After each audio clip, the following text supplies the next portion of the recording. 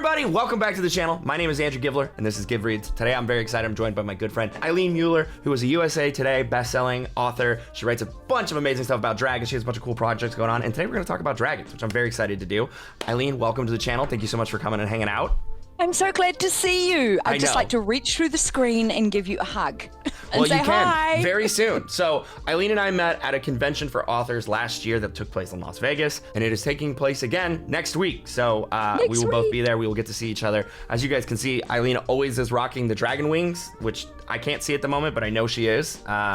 And she's very easy to spot. A nice, lovely, bright human everywhere she goes. But Eileen has an amazing project going on right now. You want to tell about the Kickstarter real quick? Oh, yeah, okay. So my best-selling series, Riders of Fire, is 6 books, and they're for young adults and above, and I have young adults up to 102 reading these books, which is crazy.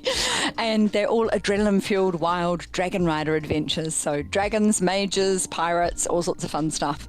And yeah, we've launched a Kickstarter for the omnibus for books 1 to 3, and we'll be bringing out another Kickstarter next year, and for the last 3 books. And it's sort of faux leather, gold foil, pretty gold edges, lovely illustrations inside. So that's what I'm excited about this week. I like all those words.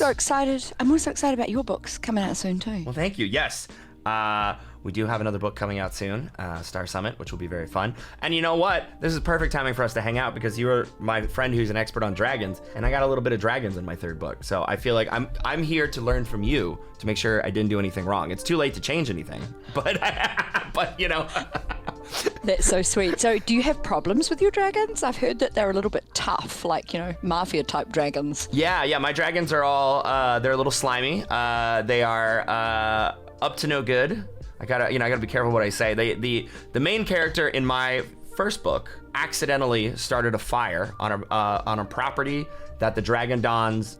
Not good to start a fire on a dragon's property. And he did not know that at the time. He found out about it later. And dragons, as you know, probably are very good at holding grudges. So in this book, the Dons are finally doing something about it. And it's been kind of hanging over his head for a while. And so this will be the first time that we actually encounter any of the dragons in the series. They've just been talked about. I'm excited to have them show up. They cause some trouble. There's a scene that I've always wanted to write my whole life that we finally got out. So I'm very excited about it. Your whole life? Pretty much, yeah. Oh, wow, that's exciting. Are we allowed to know what happens in that scene, or is it a spoiler? No, it's a big one. You'll know it when you get there. But hashtag spoiler. Yeah. But so it sounds like our dragons are quite different. So mine are in a medieval world. They like to soar around and have imprinting bonds, sort of like, with Aragon, sort of, where they meet a rider and that's the one. My dragons take on new names when they meet their riders, or riders sometimes take on new names, or sometimes miraculously their names match. There's always a syllable in their names that they have in common, which is lots of fun when we're trying to name them and come up with ridiculous names. But so it's all about the dragon riders, bonding with their dragons, having an amazing bond, soaring through the sky and fighting armies of cloned monsters that have snuck through a world gate.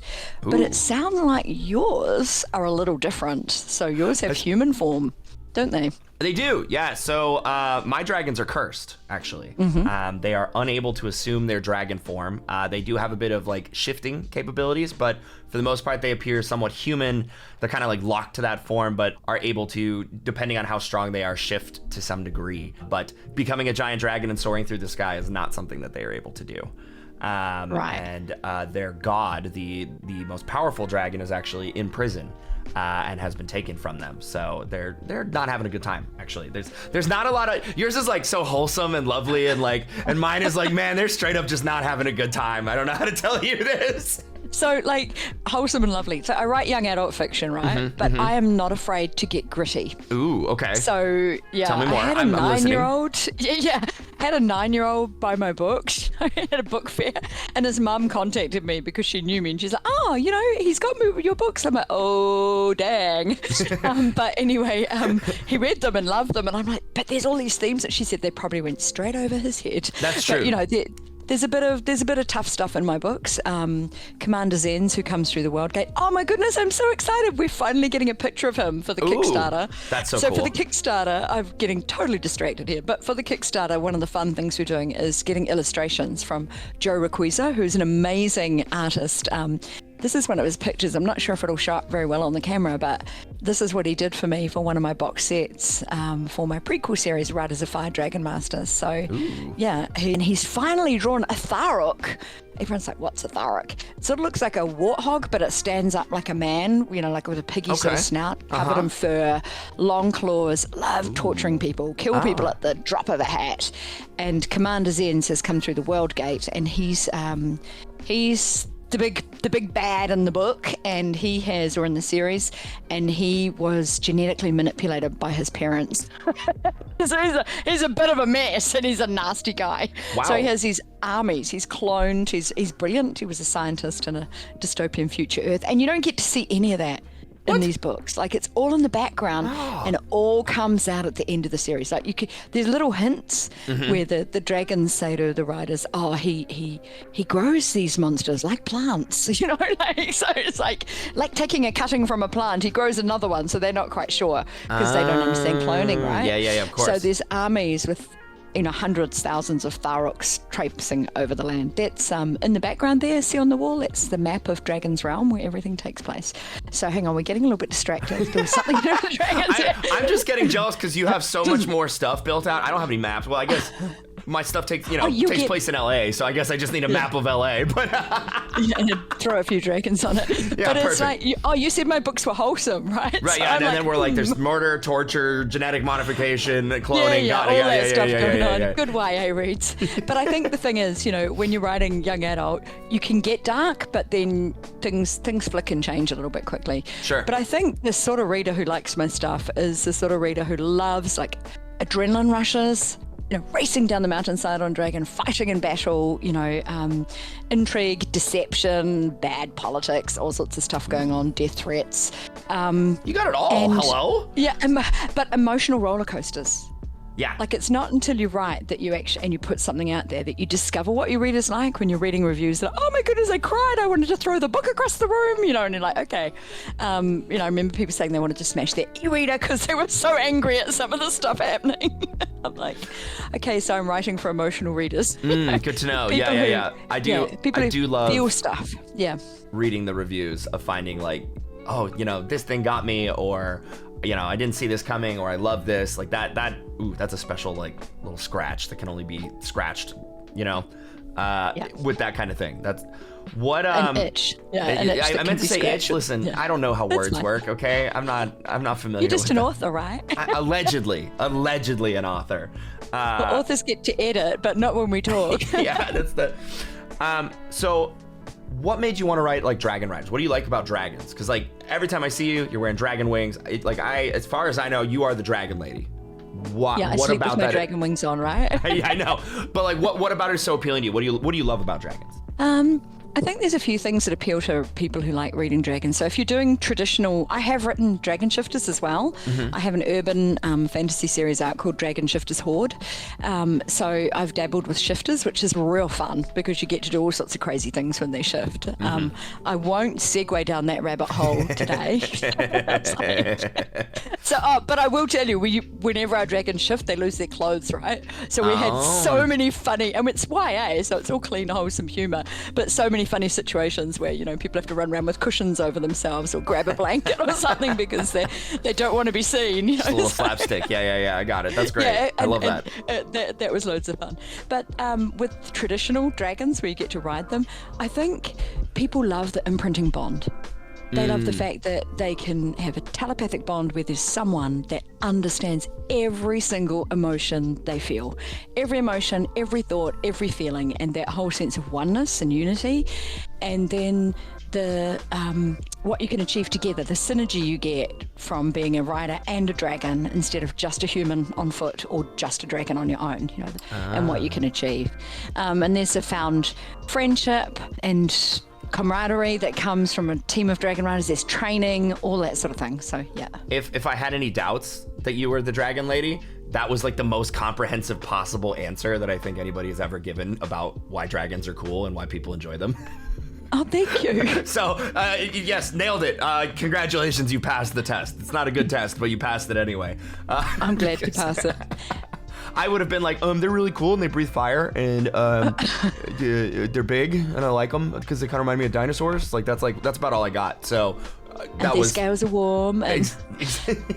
Exactly. Now you mentioned Aragon earlier, which is of course probably a gateway for many people into like Dragon Rider and that kind of lore. What are some of your favorite dragons and dragon riders like in all of fiction of all time? Okay, so I'm a bit older. Shh, don't tell. So I grew up on Dragon Riders Pern. Okay. I don't know if you know that series. Anne McCaffrey, right? Anne McCaffrey, yeah. I've met Todd McCaffrey a few times. He comes to the author conference that we're going to. So. Oh, really? That's cool. Yeah, it's really neat. I was like, oh my goodness, he's here. I was so excited when the first conference I attended in 2019 because of that. But yeah, so I grew up, I think that was I read a lot of fantasy, but that was the series I loved when I was a teenager. And when I decided I wanted to write, I just saw a wingtip, like of a dragon, like a multicolored wingtip, like these wings I'm wearing. By the way, I'm just about to show off my tail because I don't think your readers can see my tail. Oh yeah, well that's important. You got to get the whole ensemble in there. Yeah.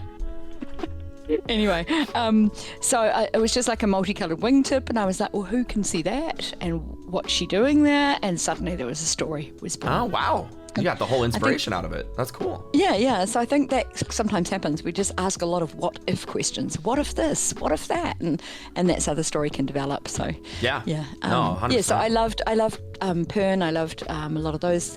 I actually quite like Murtagh. But I loved Brom and Aragon, the old dragon rider who was Brom Aragon's was great. mentor. Yes, yeah. Oh, he was awesome. Yeah. I think just a couple years younger than Christopher Paolini, like maybe 2 years younger than him. And so I was about 15 when Aragon came out. And the big thing about it was that he had been about 15 or 16 when he wrote it. And that was very inspiring to me because I wanted to write. And the fact that he was already publishing a book at such a young age made me feel like I could start trying to write now. So I started writing my first novel after I read Aragon because of Christopher Paolini. Okay, well, the funniest thing happened is I had a kid that was absolutely mad on Aragon, and we had Christopher Paolini come to New Zealand. So I've actually met him, and I have some photos of me with him. Oh, wow. That's very cool. Yeah, it was when he was still really young. I think he might have been sort of in his early 20s then. Yeah, so Probably, that was quite cool. So I've met Christopher, and I said to him, I'm writing a dragon series. And he looked at me and went, oh, yeah, isn't everybody? And now it's out there. So I keep thinking I should actually contact him and ping him the photo and say, do you remember this? That's very funny. But I just haven't got around to it yet. It's really funny. The funny thing is, though, like, he's not wrong because I definitely also wrote a dragon. Like, one of my first novels was an attempt at a dragon series. So he did inspire. I bet he got that a lot. That's really funny. He never said that. He was very sweet. He said, did he? oh, okay. And I was like, yeah, I can tell. You don't think this is going to happen. You don't know me. So... Okay, so we've talked about dragons a lot. Obviously, you are the dragon lady, and you have it set. What is your biggest pet peeve about how dragons get portrayed sometimes or perceived? Like, do you have a soapbox issue about dragons? No, I don't. You don't I don't care. No, you don't care at all? No, I'm like, wow, that's dragons, that's cool. You've done them differently. Like, I don't know. I just don't have really strong opinions. I'm a pretty accepting person. You're a very kind and accepting person. That makes sense. This is on brand for you. Well, Eileen, thank you so much for coming and talking to me about dragons today. Something I just always want to talk about. I'm very excited to see you next week. I'm going to give you a big hug. Your Kickstarter is running through Thursday, right? Correct? In the US, through Thursday is when people can still have a chance? It's the evening and Thursday when it stops. So evening you and need Thursday. to get in before the evening. Yep. So if you guys don't want to miss out to get the first 3 books, links will be in the description. Go support the Kickstarter. It's already funded, so it's guaranteed to happen. You can just jump in and grab some. And are you guys working on any stretch goals or anything like that? Yep, more art and maybe some colored art. Ooh, okay. Depending on how high we go. So. Very cool. All right, so there's some cool stuff in the wings you can help reach. In the meantime, check out Eileen. Again, Kickstarter and everything will be linked in the description below. Thank you guys so much for coming around, hanging out. Hit the like button, hit the subscribe button. We'll be back soon.